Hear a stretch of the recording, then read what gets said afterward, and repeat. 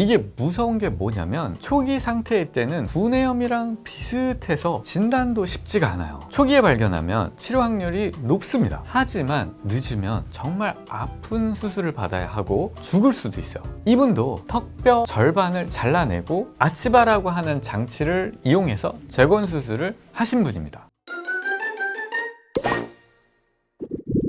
구강암이 많이 발생하지는 않지만 초기에 발견하지 못하면 사망에 이를 수도 있어요. 구내염 같은 평범한 증상이 때론 구강암과 비슷하게 보일 수 있는데요. 특히 이번 영상은 온 가족이 함께 보시면 좋을 내용이에요. 간단한 자가 진단으로 구내염인지 혹은 구강암의 징후가 있는지 확인해 보도록 하겠습니다. 간단한 준비물로 거울과 휴대폰 플래시만 있으면 충분하니 함께 따라해 보세요. 구독과 좋아요 부탁드립니다. 거울을 보면서 혀를 내밀고 옆면을 살펴봐 주세요. 혀 양옆면에 톱니바퀴처럼 자글자글한 자국이 보인다면 이건 구강암 아닙니다. 치은설이라고 부르는데 혀가 크거나 입이 작은 사람들에게 나타나는 것이니 걱정을 안 하셔도 돼요. 혀를 다른 사람들보다 좀 자주 씹어서 구내염이 좀 잘 생길 수는 있습니다. 다음으로 혀에 갈라진 틈이나 주름이 있는 경우인데 균열설이라고 부르는데요. 이것도 암 아닙니다. 하지만 이런 분들은 꼭 혀 클리너로 관리를 해주셔야 입냄새를 줄일 수 있습니다. 저 틈새로 음식물이 잘 껴서 세균에 의한 부패가 잘 일어나거든요. 이 환자의 사진처럼 아프리카와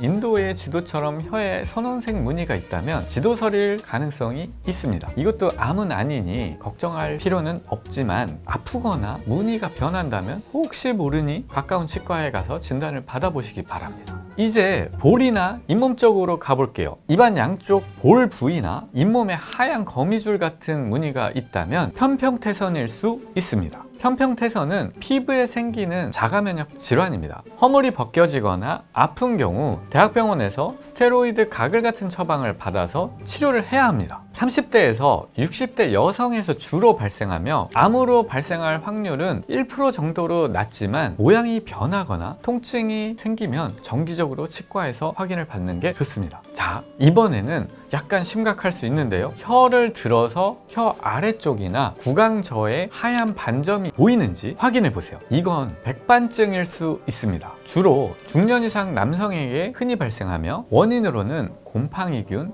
반복된 자극, 특히 흡연이 있습니다. 백반증은 10년 이내 구강암으로 진행될 가능성이 3에서 30%로 꽤 높기 때문에 조직 검사를 받아보시는 것이 좋습니다. 이게 있는 분들은 정기적으로 치과 검진을 꼭 하셔야 하고 느낌이 안 좋으면 병원에 빨리 가보셔야 합니다. 이번에는 혀를 들어서 혀 아래쪽에 뭔가 무섭게 생긴 울룩불룩하게 생긴 모습이 보이는 분들이 있을 거예요. 평소에 별 관심이 없다가 치과 치료를 최근에 받고 이 거울로 입안을 막 보다가 발견하시면 암인 줄 알고 잠도 못 자고 치과에 오시는 분들이 많습니다. 이거 암 아닙니다. 뼈예요, 뼈. 골윤기라고 부르는데 잇몸 안에서 뼈가 자라는 겁니다. 아래턱에 잘 생기고 입천장에 있는 분도 있습니다. 생긴 것이 무서워서 그렇지 그냥 뼈가 자란 것이니 안심하셔도 됩니다. 예전에는 틀니에 방해가 될 수 있다고 제거하는 수술도 했었는데 요새는 자가골 뼈 이식자가 될 수 있으니 일부러 제거하지는 않아요.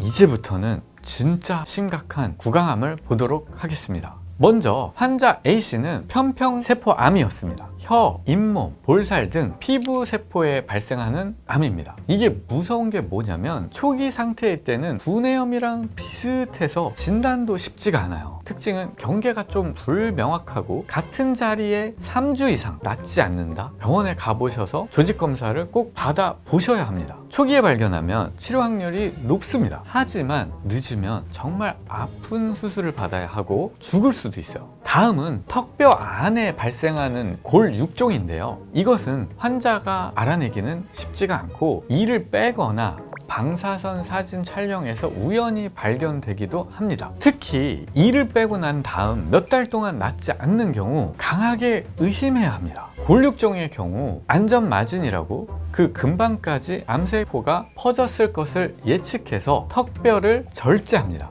이분도 턱뼈 절반을 잘라내고 아치바라고 하는 장치를 이용해서 재건 수술을 하신 분입니다. 많이 불편해 하시지만 일찍 발견해서 생명을 살려주셨다고 요새도 오실 때마다 저한테 고마워하시는 그런 분입니다. 두 환자는 공통점이 있습니다. 무엇인지 아시겠어요? A 환자는 2달 전부터 입병이 낫지 않았고 B 환자는 이를 빼고 3달 동안 낫지 않았다는 점입니다. 웬만한 상처나 구내염 같은 입병은 2주면 나아야 돼요. 그런데 2달, 3달 동안 상처 치유가 안 된다면 꼭 병원에 가셔서 진단을 받으셔야 됩니다. 잘 참는 분들이 이거 더 큰일 납니다. 그러면 구강암 예방을 위해 실천할 수 있는 몇 가지 중요한 방법을 알려드리면서 마무리하겠습니다. 첫 번째, 당연히 쉽게 끊긴 어렵지만 담배를 끊으셔야 합니다. 특히 술, 담배를 같이 하시는 분들은 반드시 끊어주세요. 40, 50대 분들 술, 담배 같이 하시는 분들은 확률이 더 높으니까 끊어주셔야 합니다.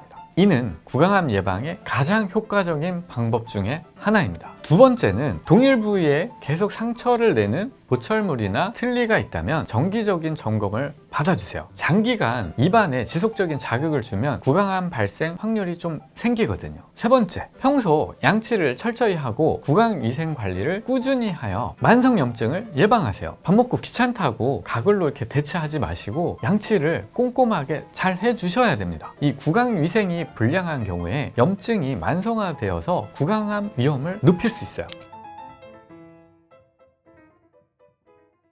오늘은 조금 무서웠지만 꼭 알고 계셨으면 하는 구강암에 대해서 알려드렸습니다. 오늘 내용이 도움이 되셨다면 좋아요. 다음 내용이 궁금하다면 구독을 눌러주세요. 덴티피디아였습니다.